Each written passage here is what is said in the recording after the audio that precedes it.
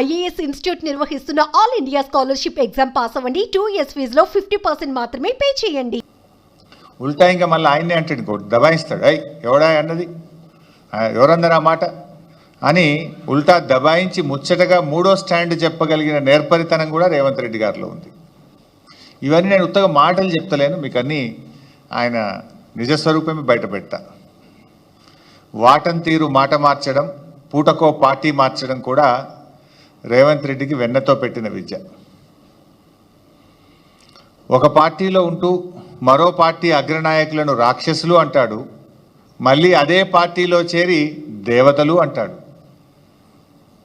రాక్షసులు అన్న నోటితోనే దేవతలని కూడా పొగుడతాడు.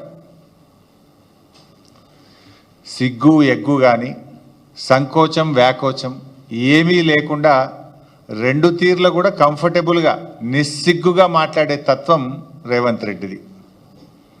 సో ఏడాది పాలన పూర్తయిన సందర్భంగా ఈ ఘనత వహించిన మన రాష్ట్ర ముఖ్యమంత్రి రేవంత్ రెడ్డి గారి డబుల్ స్టాండర్డ్స్కు సంబంధించిన కొన్ని విషయాలను శాంపుల్గా మీకు చూపిస్తాను.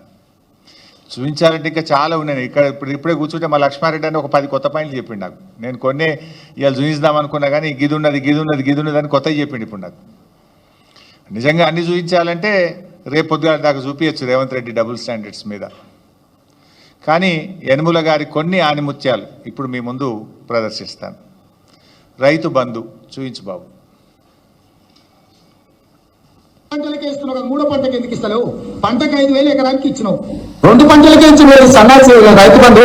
మరి 3 పంటలు పండిస్తే 3 సార్లు ఎందుకు ఇస్తలేవు రైతు బంధు?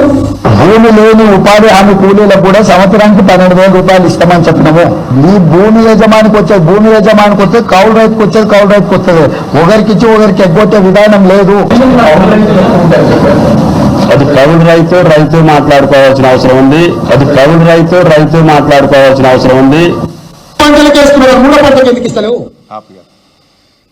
మీరు చూశారు, 2 పంటలకే ఎందుకు ఇస్తావు, 3 పంటలకు రైతు బంధు ఇవ్వాలన్నాడు. ఉన్న పంటకు ఎగబెట్టిండు కదా ఈ రేవంత్ రెడ్డి. ఇప్పుడు ఉన్న పంటకే రైతు బంధు ఎగబెట్టిండు.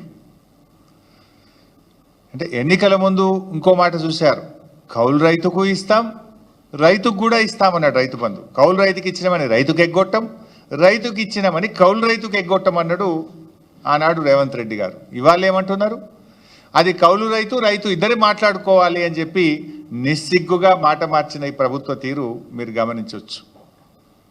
ఇప్పుడు ఏమంటున్నారు, అధికారంలోకి రాగానే అది కౌలు రైతా వాళ్ళే తెలుసుకోవాలి, మాకు సంబంధం లేదన్నారు. ఆ రోజేమో కౌలు రైతుకు ఇస్తాం 3 పంటలకు రైతు బంధు ఇస్తా అన్నాడు. నిన్న మాట్లాడుతుండు సిగ్గు లేకుండా ముఖ్యమంత్రి. ఏం మాట్లాడుతుండే నిన్న, గత ప్రభుత్వం యాసంగి పంటలో రైతు బంధు ఎగ్గొట్టిందట. రైతు బంధు డబ్బులు ఇవ్వడానికి మేము జమ చేసి ప్రకటన కూడా చేస్తే ఎలక్షన్ కమిషన్ కంప్లైంట్ ఇచ్చింది మీరు, రైతు బంధును ఆపింది మీరు. ఇంకా అప్పుడు నువ్వు రెచ్చిపోయి ఏమన్నావు, ఇప్పుడైతే 10,000 మేము వస్తే 15,000 రైతు బంధు వేస్తా అని ఎన్నికల్లో ప్రచారం చేసినావు. డిసెంబర్ 7వ తారీఖు నాడు నువ్వు ముఖ్యమంత్రిగా బాధ్యత తీసుకున్నావు. నాట్లు ఎప్పుడు పడతాయి తెలంగాణలో? డిసెంబర్ 7 తర్వాత 10 తర్వాత జనవరి దాకా పడుతుంటాయి నాట్లు. ఎప్పుడైనా డిసెంబర్, జనవరి, ఫిబ్రవరిలో రైతు బంధు వేసినాం. ఇప్పుడు నువ్వు ఎప్పుడు ఇస్తా అంటున్నావు రైతు బంధు? జనవరి 17వ తారీఖు తర్వాత రైతు బంధు ఇస్తా అంటున్నావు. డిసెంబర్ 7 నాడే నువ్వు ముఖ్యమంత్రి అవుతివి, మరి నువ్వు ఇవ్వాలి కదా రైతు బంధు. ఇప్పుడు జనవరి 17కి ఇస్తా అంటున్నావు. జనవరి 17కు డిసెంబర్ 7కు మధ్య తేడా 40 రోజులు. అంటే రైతు బంధు ఎగ్గొట్టింది రేవంత్ రెడ్డి, నిస్సిగ్గుగా గత ప్రభుత్వం ఎగ్గొట్టిందని చెప్పగలిగిన నేర్పరితనం కూడా రేవంత్ రెడ్డిలో ఉంది. అంటే దొంగ అన్నట్టు ఈయన ఎగ్గొట్టింది రేవంత్ రెడ్డి, రైతు బంధును ఆపింది రేవంత్ రెడ్డి, కేసీఆర్ ఎగ్గొట్టిండు, బీఆర్ఎస్ ప్రభుత్వం ఎగ్గొట్టిందని ఉల్టా చోర్ కోత్వాల్కు డాంటే అనే విధంగా మాట్లాడిండు. కరోనా వరుస 2 సంవత్సరాలు కరోనా వస్తే కూడా క్రమం తప్పకుండా 11 విడతల్లో 72,000 కోట్లు ఇచ్చింది కేసీఆర్ కదా. రైతు బంధు, రైతు బీమా కలిపితే 82,000 కోట్లు రైతులకు నేరుగా లబ్ధి చేకూర్చిన నాయకుడు కేసీఆర్. నిజమైన రైతు బంధువు కేసీఆర్.